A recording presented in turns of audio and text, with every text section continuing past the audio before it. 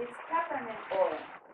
When you inhale the peppermint oil, it increases mental activity by 28%. When you apply it into your stomach, it could curb the appetite. Or you can ingest it into your tongue, under your tongue, or inside your mouth, and it also curbs the appetite. Peppermint blocks have a pain. To have 2 to 3 drops in the palm of your hand and apply it on your temple, on your forehead,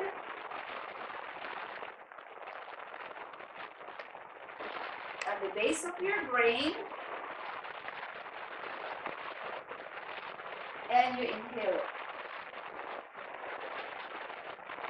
Just like any other oil, it is also anti-inflammatory. It soothes the joint. And it relieves muscle discomfort.